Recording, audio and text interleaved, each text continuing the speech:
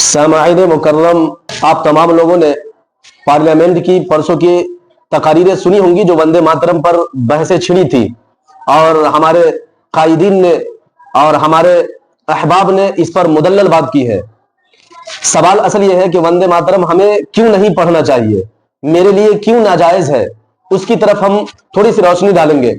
और खास तौर पर हमारे उलमा, हमारे कायदीन जो है इस पर नजर दौड़ाए तो इसके खिलाफ उन्होंने फतवा लिखा कि इसको पढ़ना मुसलमानों के लिए जायज नहीं है, उस शख्स के लिए जायज नहीं है जिन लोगों ने एक अल्लाह की इबादत को ठाना है और एक अल्लाह को माना है। ऐसे शख्स के लिए वंदे मातरम का गाना जायज नहीं है।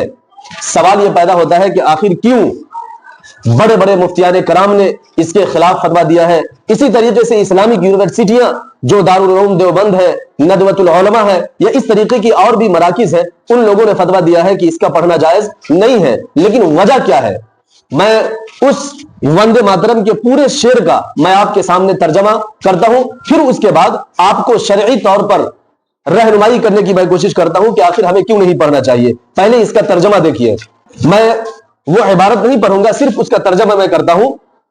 मैं तेरी बंदगी करता हूं ऐ मां, ऐ मुकद्दस सरसब्ज ठंडी हवाओं वाली सरजमीन, ऐ हरी भरी मां मैं तेरी बंदगी करता हूं, जो चांदनी से रोशन है, जो फूलों से सजी है, जिसके लबों पर मुस्कान है, जिसकी बातों में मिठास है, जो खुशी देती है और बरकत अता करती है।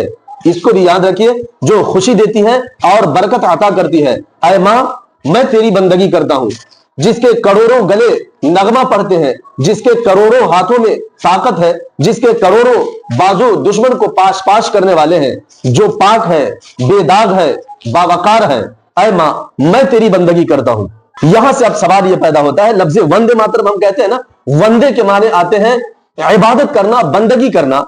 मातरम मां, ऐ मां, इसका साफ और सीधा तर्जमा है कि ऐ मां मैं तेरी इबादत करता हूं, तेरी बंदगी करता हूं। अब एक मुवहिद शख्स के लिए कैसे जायज होगा कि अल्लाह के अलावा गैरुल्लाह की इबादत करे और उसकी परस्तिश और उसकी पूजा करे? यह जायज नहीं है। जबकि कुरान करीम में अल्लाह रब्बुल इज्जत ने इरशाद फरमाया, इय्याका नअबुदु, कि हम ऐ अल्लाह आप ही की इबादत करते हैं, व इय्याका नस्तईन, और आप ही से मदद तलब करते हैं।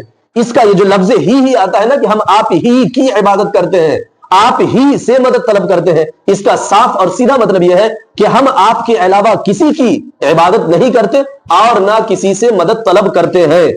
ये एक मुवहिद और एक अल्लाह की पूजा करने वाला, एक अल्लाह की परस्तिश और एक अल्लाह की इबादत करने वाले लोगों को ये कैसे जेब देगा कि गैरुल्लाह की इबादत करे?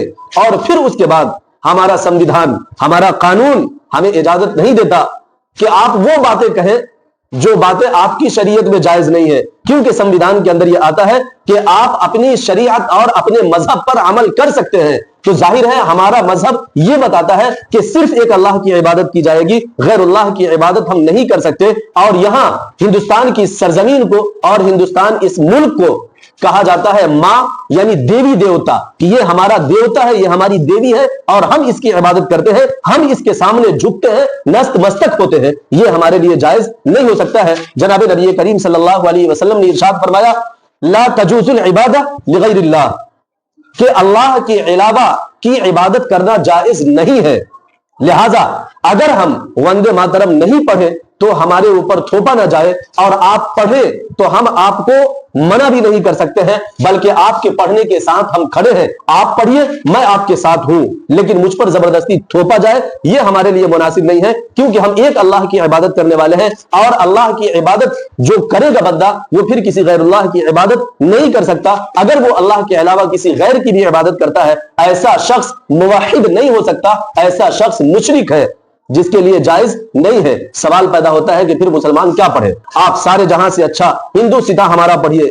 इसी तरीके से जन गण मन अधिनायक जय है, भारत भाग विधाता, ये गीत आप पढ़ सकते हैं। इसी तरीके से हिंदुस्तान जिंदाबाद का नारा लगा सकते हैं। इसी तरीके से अपने इस प्यारे वतन के लिए दुआ कर सकते हैं, इस मुल्क की हिफाजत के लिए, इस मुल्क की तरक्की के लिए, इस मुल्क में बसने वाले हर शख्स के लिए आप दुआ कर सकते हैं। लेकिन इस तरीके का तराना हमारे लिए जायज नहीं है पढ़ना, क्योंकि इसमें यह कहा गया है कि हम اے ماں تیری عبادت کرتے ہیں۔ آپ یاد رکھیے کہ جو ہماری ماں جس نے ہمیں پیدا کیا ہے ہم تو اس کی بھی عبادت نہیں کر سکتے، تو پھر اس روئے زمین کی عبادت کیسے کر سکتے ہیں؟